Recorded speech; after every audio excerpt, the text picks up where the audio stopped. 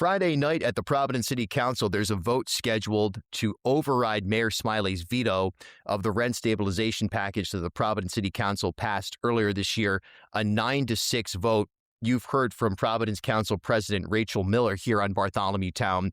Right now, we're going to hear from John Gonzalez. He's one of the 6 councilors that voted no on the rent stabilization package. Councilor, welcome to Bartholomew Town.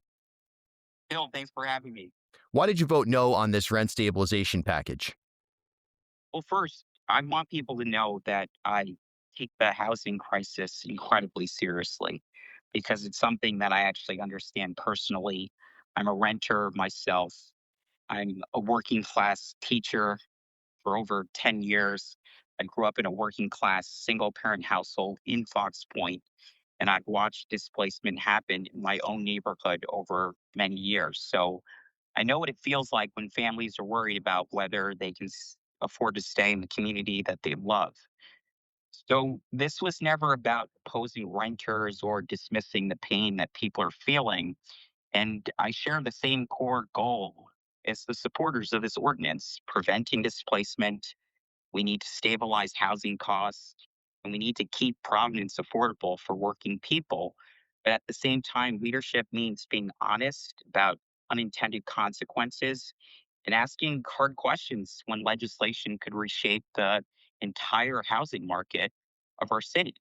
So, after extensive conversations with renters and homeowners and economists and housing experts and academics and hundreds of constituents, I came to the conclusion that more work and more collaboration and more independent analysis are still needed before moving forward with the ordinance is currently written. Let me just level set for anybody who's not familiar with the specifics of what this ordinance would roll out, essentially. It's not rent control, it's rent stabilization. That's an important distinction. But under the broad umbrella of rent governance, so to speak, here's what would be applied. It would be a 4% annual rent cap. In other words, if somebody owns a building and they want to raise the rent, the maximum they could do year over year would be 4%. But this is a targeted scope. One of the things about all rent stabilization or rent control packages is that they're targeted. And usually there's a lot of carve-outs. This one was targeted really in theory to focus on the large corporate landlords and not so much the mom and pop property owners. And then there would have been an enforcement board known as the Residential Rent Regulation Board that would oversee the implementation of this system that the ordinance would install, resolve disputes, and also manage critically the petition process that landlords could put forth to say, hey, wait, I have XYZ upgrades or other permitted expenses that I need to increase beyond that 4% cap. So that's the scope of how this was drafted in very, we'll call it overhaul sum right there. Councilor, what are the key provisions you would need to see, if anything, would sway you to support rent stabilization in the city of Providence? That's a really good question. And I'm always open to collaborative policy making and negotiation. But I want to share a couple really important anecdotes that I think are critically important in this entire debate. So the first is there are many respected voices in our community who publicly raised concerns about the ordinance, including Courtney Nicolato, President and CEO of United Way, Michelle Wilcox, the President and CEO of Crossroads, Angel Tavares, the former mayor of Providence. You've got Deborah Goddard, the Rhode Island Housing Secretary, Carolyn Skunik, the Executive Director of the I-95 Redevelopment District Commission, Eileen Petrozo, who's a long-term Fox Point resident who I respect dearly, a retired teacher. And then we also got a really important letter from Jonathan Gruber, a professor of economics at MIT. And I can say definitively that none of these people are the enemy of the working class. In fact, it's the exact opposite. These are respected experts who have worked in their fields for decades. So I think it's important to level set that. The other piece is, as the lead sponsor on over dozens of pieces of progressive legislation and someone who's a huge fan of Zoran Mamdani, I just want to remind folks that Providence is not New York City. And New York City's municipal budget is $115 billion.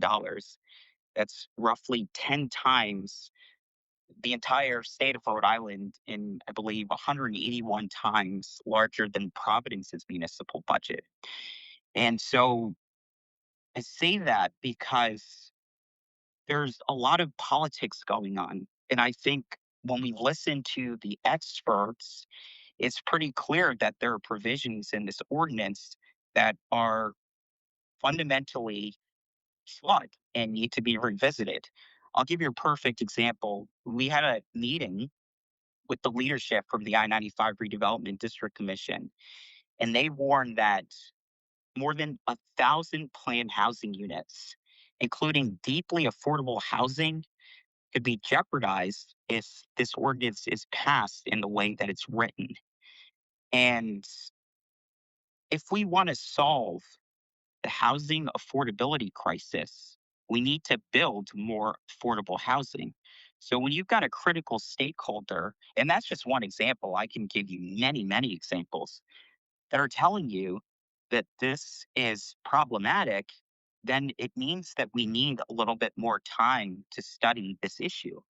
And one of the things that I think people need to recognize here is that six of my council colleagues formally requested a third party independent study and deeper fiscal review and additional legal analysis. And those requests were denied. And I, in fact, just received a legal memo from the legal department because I have that right as a council member to ask for a legal memo. And they have many concerns about the way that this proposed ordinance is drafted.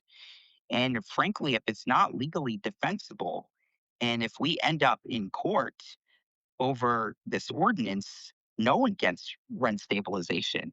And I think that's something that people really need to take seriously. So, I mean, I can go through the provisions of the ordinance pretty extensively, but I think that we need to be careful about what we wish for. And if we want to address the affordability crisis, there's no way that we're going to be able to do that without building more housing. A good analogy that I like to use for this is if you go to a concert or if you want to go to a concert and there's only 3 tickets, well, those tickets are going to be significantly more expensive as opposed to if you've got 100 different seating options. So I think that this is a very, very complicated issue. And unfortunately, it's being minimized to some sound bites. No question that is a complex issue. I think some people would argue, though, that the system as currently constituted, that there's a ticket master of sorts in between the purchaser and the artist or the venue, and that the governance of that middle ground is what is most important here. But look, there's been supply side versus Keynesian thoughts on urban planning, general development, so on and so forth, for the last near part of 100 years with different types of success. And you're totally right. New York and Rhode Island or Providence, not worth a lot of time finding analogs, especially the complex rent control, rent stabilization, grandfather provisions, all kinds of exemptions that exist in New York City. It's barely a comparison. But I think the most important thing right now is to just look at this through what I think is the lens that is probably the most felt.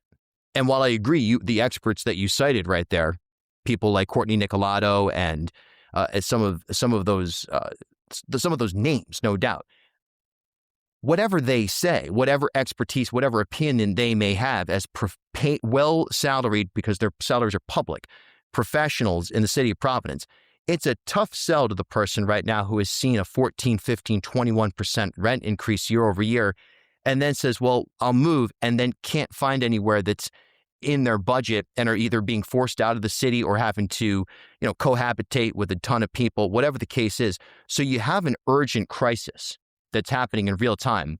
And it now becomes a linear question of what do you do now versus later? And can you wait? Your contention is, though, that if we act now, it's not going to help in the long term. It's actually undermining the development goals that you think are, or at least advocating for, really being the driver of solving the housing crisis in Providence. Is that a fair assessment? But Bill, it's not just about the experts in development. It's about all of the people of Providence who are going to be impacted. And so when we requested a third party independent study, six of my colleagues, we did that with a sense of urgency. In fact, if you read the resolution, it calls for a study within 1 to 3 months. So that way we can get that independent analysis over and we can really think about all the provisions in this ordinance. Again, if it's not legally defensible, or if we don't have an independent analysis that shows what the implications will be on our taxpayers, then that's problematic. And this is one of the biggest pieces for me, in fact. So when I've spoken to hundreds of single family homeowners who don't have a lot of skin in this game, right? They're not landlords, they're not renters. They have legitimate questions about how this is going to impact them. And we have two projections. And one projection is from uh, Tom Seguris, and then we've got another projection from Larry Mancini. And he said that, the city could potentially face a $17.5 million loss in property tax revenue Hmm. if property values decline. And someone has to pay for that. And one of the things that's been consistent about my work on the council is that I have always held the line or tried to hold the line on property tax increases because the people who are getting displaced by these property tax increases are the very homeowners and people who are invested in Providence that we're trying to protect. So if there is a shift in burden, those people will pick up the tab. And I can assure you that my neighbors in Fox Point cannot afford that. I get so many calls during reevaluation years or during years where there are tax increases. And those people tell me that they are at risk of displacement, and even a 100 or 200 or $300 bill is is enough to make them potentially sell their homes. And those are people that I don't want to be displaced. As someone who survived the gentrification of Fox Point, as we've had university expansion here. Uh, my relatives experienced the urban renewal of the 1960s and 70s. My neighbors are hanging on by a thread. And so I want to know what the implications are going to be on them. And that's a legitimate thing to ask for. And I would say that, look, as someone who has led a lot of progressive policy on this council, the pain that we're experiencing at the local level is much in part due to the chaotic dynamic that we're seeing from the Trump administration in the White House. So families are being squeezed not only by rising rents, but also by inflation, grocery prices, utility bills, for God's sakes, Rhode Island energy, uh, in broader national economic instability outside of municipal control. And we're doing everything that we can to solve this problem. And so that's why I introduced the $1 million rent relief fund. That was my ordinance. I drafted that. I worked very hard on putting that together so that way we could provide people with immediate relief. I think there are other things that we should be doing to address, to your point, the exorbitant rent gouging and predatory practices in the marketplace. We just had constituents recently who reached out to me about some price gouging that was happening in the jewelry district, and we acted. We sent that information to our city solicitor's office. We worked hard to investigate that, and now we're trying to hold those individuals accountable for their predatory practices. So this is a very serious issue. And I can assure you, I'm going to work as hard as I can to address it because, yes, we do need to act with urgency, but we have to do it in really thoughtful ways. And we can't cut off our nose in spite of our face if we truly want to address the affordability crisis in Providence.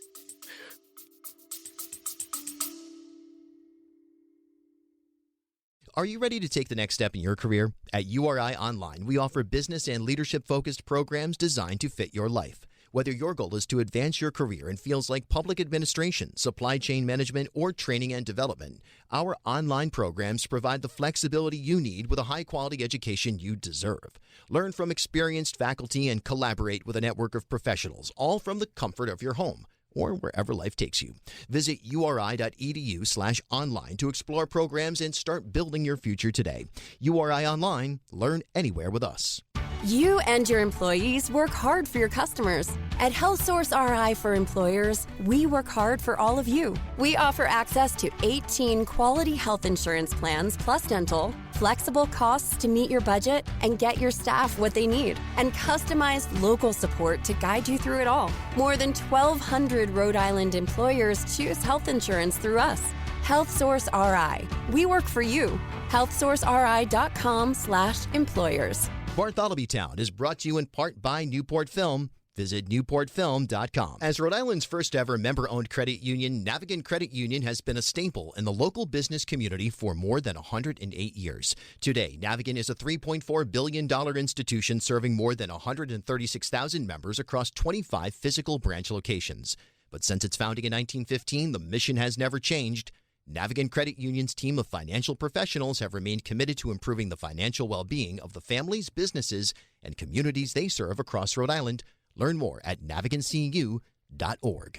Bartholomew Town is brought to you in part by Waterfire Providence. Visit waterfire.org. Half Street Group brings a new generation's perspective to leadership communications, strategic public relations, and digital marketing. Half Street helps organizations and leaders take control of their own stories and manage their reputations. They get results for their clients by focusing on audience, message, and culture, and by leveraging their decade-long relationship with media and opinion leaders in the Ocean State and throughout New England. Join me and Half Street Group founder and president Mike Rea for a conversation every month about news of the day, the hottest media analysis, and a look behind the scenes at how impactful leaders drive conversations. Learn more at halfstreetgroup.com. Follow me on Instagram at Bill Bartholomew.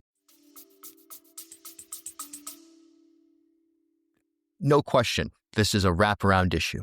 And it is, without question, if people's salaries were significantly higher and rents were what they were, the increases would still be difficult for many people, but it would be lessened. If food, etc. We could go on and on, right? No doubt.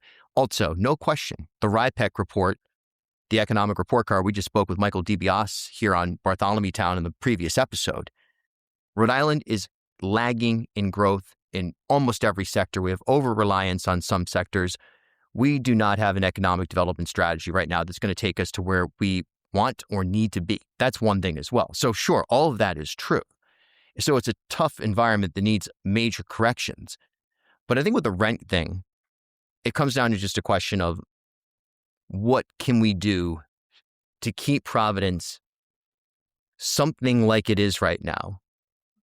Because the fear I think a lot of people face is that there's going to be this great shift and people are going to be left behind. If we get to a point where we say, great, now we figured out economic development. Great, now we figured out transit. Great, now we figured out the schools. Great, now we figured out policing to a higher level. No one's going to be here to reap the rewards. That's the sentiment.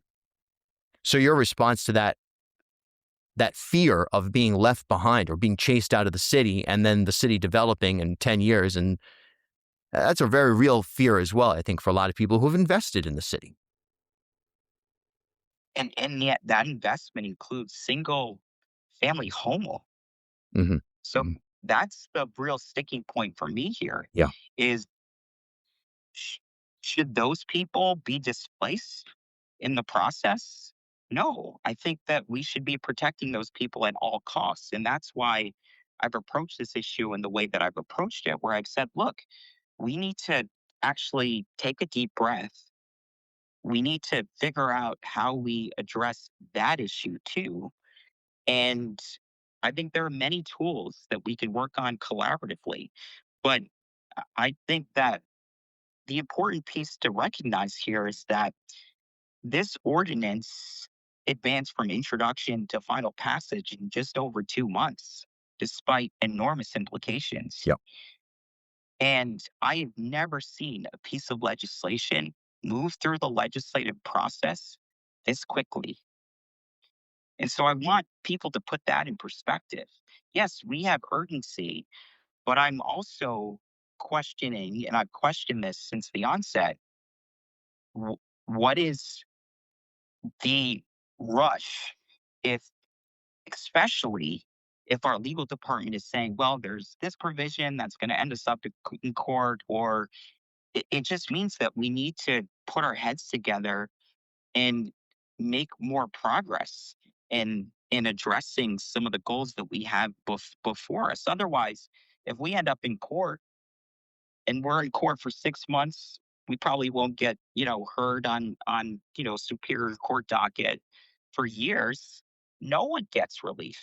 Right. And here's the thing. The Council President Miller, and I'll say this, first of all, to your first point, because it is absolutely true that this was an especially quick process. And it is also absolutely true by President Miller's admission that there was a political angle to this. At nothing else, I believe that there's no question a thought process that went into we'll put this in, and it will create a line in the sand in the mayoral race between Mayor Smiley and Representative David Morales, who's challenging Mayor Smiley from the left.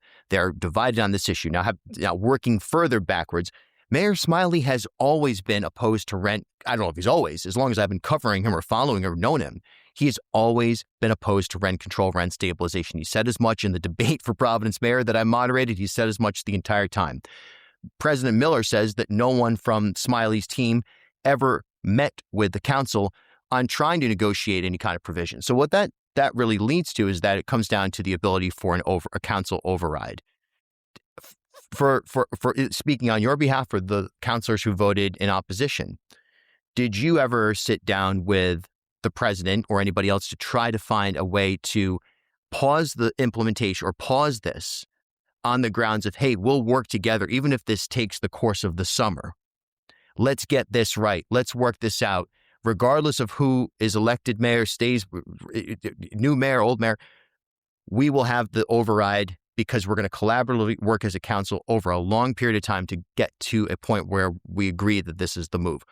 Or was it from the jump street, nobody on those no votes is flippable, nobody wants any rent control or rent stabilization, it's a firm, this is not going to go anywhere with the council as currently constituted?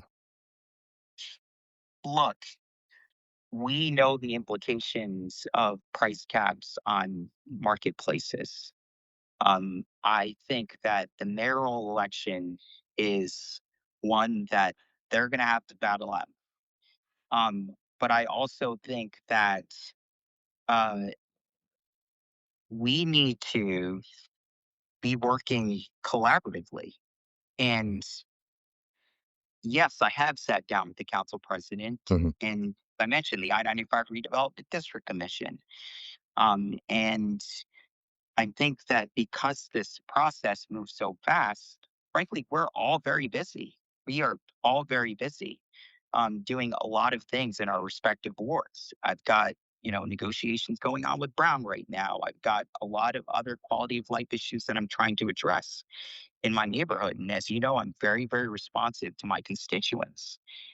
Um, but it also requires time. I mean, if you think about our comprehensive planning process, that took us years. If you think about an inconsequential piece of legislation like banning gas powered leaf blowers, for example, I introduced that my first term, it failed. And Councilor Anderbaugh picked it up and it succeeded, but that took us years. This is one of the biggest policies that we've had to deal with. So a policy of this magnitude isn't something that you rush in 2 months. It requires understanding the legal implications. It requires clearly independent analysis because folks can't agree on the projections. And that requires a lot of refinement and compromise, and there should still be room for movement. The challenge is, however, when you rush your process and the mayor vetoes an ordinance, there's no room for any amendments because you vote on what was vetoed. And I think that there's a lot of work that needs to be done in order to address the affordability crisis. one can agree or disagree whether or not this is the mechanism, but I think ultimately we have to figure out solutions because the people are asking us to do so. Now, if there are people on both sides of this issue who don't want to come together or have real discourse and dialogue, then we're always going to be at an impasse. But we have to put our heads together. And I've always been about unifying people. I've never been about dividing people. And so my goal is to continue to listen, to learn. Yeah, I'm lucky enough to be on my third Ivy League degree, but I don't pretend that I know all the answers. And so that requires sitting down and really listening to people on all sides of this issue to figure out, how do we lower the rent prices here in Providence? How do we lower the cost of living? And again, a lot of this stuff is out of our control considering what's happening at the federal level. But it's not about rushing a process, it's about getting a process right. And I can assure you that there are so many people in the market, for example, who aren't raising to that 4% rent cap. So if we want to address the elephant in the room, it's the exorbitant rent gouging and the predatory practices. And we should figure out how we're going to address that issue. I'm 100% on board with figuring out how we address that issue, how we hold bad landlords accountable. And I believe that we should continue to work collaboratively to think about what the solutions are forward to ensure that everyone in our city, regardless of who you are, can be protected. Your vote on Friday will stay as a no here? You'll be in the nays, or will you flip to the yays? I'm not going to share what I intend to do or what I intend not to do. I think there's a lot of deliberation that still goes into any vote. And that's who I am. I'm a thoughtful policy practitioner. And if my constituents are upset about that, it's who I am. Again, I'm a working class teacher who has taught hundreds of students in the city of Providence. I'm someone who grew up in Fox Point in the neighborhood that I serve. My job is to do my job and to do it to the best of my ability. And if people have legitimate gripes or concerns, I'm happy to sit down and constructively have a conversation with people. Unfortunately, there's been a lot of attacks that have been waged on this particular ordinance. And I think that we need to lower the temperature. For those of us who, instantly revert to attacks, I get that. There's a lot of frustration, particularly at the federal level, but I'm a progressive Democrat, and I think that my track record speaks for itself. And I know that people are feeling a lot of pain given the choices that are being made from the Trump White House. But that's not a reason to be upset with your local elected official and public servant who's trying to do the best that he can. And I think we're all trying to do the best that we can. But this shouldn't be treated as some kind of binary ideological purity test that either you're for one group or for another group. Housing policy is more complicated than that. Councilor John Gonzalez, Providence City Council, rent stabilization, housing policy in general, affordability in general. It's on a lot of people's minds. It's something we're going to be keeping on top of here on Bartholomew Town. Councilor, thanks for your time today. Thank you so much, Bill. Appreciate it.